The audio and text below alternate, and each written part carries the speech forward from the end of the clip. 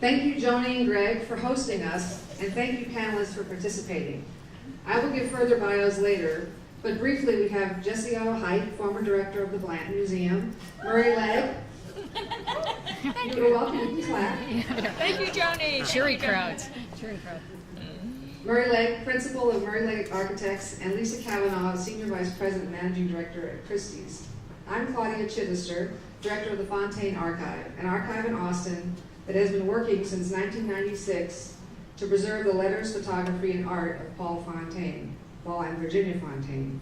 As for background, I have an undergraduate degree in art history from Wellesley, MLIS from the University of Texas, and I spent 14 years as director of research for Austin Ventures. I have been an adjunct professor at the university's School of Information since 1992, teaching of all things classes in business research and competitive intelligence. I am vice president of the board of Austin Batcave, a nonprofit that offers free writing workshops and tutoring to kids ages 6 to 18. But I'd like to go over the purpose of this panel. I saw a video of Lisa Kavanaugh speak at a panel in the Chicago Expo on demystifying collecting through Warhol that included the Warhol Museum director and a representative from Northern Trust. They laid out some very clear opportunities on collecting that might be useful to Austin collectors and designers working with clients interested in art. Joni also pointed out there was an art and cheer panel in Houston held at a contemporary furniture store, and it seemed that Austin could use a similar event. This panel is meant to be interactive. We will each speak about 10 to 15 minutes about our particular perspective on art collecting and design for collections, and then open for questions. So think about what you want to say or ask. So on to Paul Fontaine. Fontaine was born in Worcester, Massachusetts in 1913. Last year, in June of 2013, he would have been 100 years old. So we celebrated his centennial and had a retrospective art show at Baylor University. We also published a book on his life, which is available here at the end, entitled Work Standing Up. Fontaine is an example of 20th century modernism. Like many of the abstract artists of the time, he was classically trained. Here he is in 1913. He's the son of an undertaker, and he's French-Canadian in Worcester, Massachusetts. He was classically trained at Worcester Art Museum School. This is a portrait he did at the age of 18 of his younger brother. He was also a WPA artist. He did a mural in Springfield, Massachusetts with the artist Roberta Romano, and he also did outdoor work for the CCC camps. This is a chapter I wrote in the book, Whatever They Teach You in Art School, Unlearn It. It's all about finding your way as an artist. So this is examples of his classical training that he had there. And here more of his work at Yale. The final piece at the bottom, the black and white there, I don't know what the colors are, the painting is lost.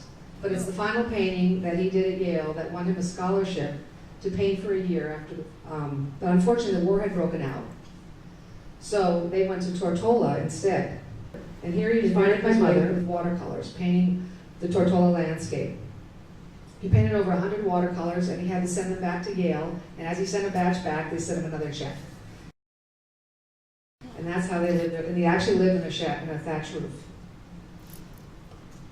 So the war broke out in and he was drafted, and here he is in Italy, and he's part of the Corps of Engineers, and he continued to paint. He used watercolors and painted, this is the supply train to Rome. And here's more, the left is Prisoners of Monzano, and on the right, another train show. But as you can see, his watercolor is expanding into becoming more flat and using a lot of the techniques that he learned at the Worcester Art Museum School. They had a fabulous collection of Japanese prints. So this is in 1945, the war was over, not many people realized there weren't enough boats to get back. There's a lottery system. He was there over 6 months, and he was calling my mother, not calling, actually letter writing, saying that I don't know what to do, I'm bored out of my mind, I think I'll go to Paris and maybe take a class. Well, there was a job opening to work for the US government in design and start with publications. The armed forces was very busy trying to rebuild Germany, and education information was one of the key ways of doing it. My mother came over here, she was in Paris. The idea was at first they were going to live in Paris, but the very last minute, just before she got on the boat, they said, well, Jenny, it's going to be Frankfurt. But don't worry, it could be Madrid. It's just the US government. It changes their mind all the time. So in after 47 and 48, he went completely abstract. He became part of the group in Germany at the time that really encouraged to go that direction. He showed quite a bit here. He's at a show with Alexander Calder in Frankfurt in 1952. This is an example of a piece that was in the Stedelijk Museum in Amsterdam. A group show actually with other American artists that were there in Europe. This is a chapter about letting your wife arrange hospitality and lots of it. One thing my mother was very good at was socializing. So she invited a lot of the artists, all artists that they met in fact, over to the house. So on the left here, you'll notice they all have funny mustaches. Well, in Germany there's something called Fasching, which is equivalent to our Mardi Gras. And this is that time of year. And so they made themselves up and my mother took a picture. So on the upper left is the artist Willy Baumeister. In the middle is Ida Kolvius, who was a Bauhaus artist. Then Audemars Dominic, who was actually a collector, a well-known collector, who was a psychiatrist, and decided to collect only German modernist art. The lower is Hannah Becker from Rath, and my dad in the middle, and Wilhelm Nye in the far right. A little story about Hannah Becker. Hannah Becker became my mother's very best friend. She founded the first gallery in Frankfurt after the war to show expressionist art.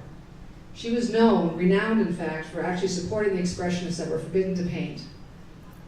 Throughout Berlin, under the Nazis' nose, she kept showing their work.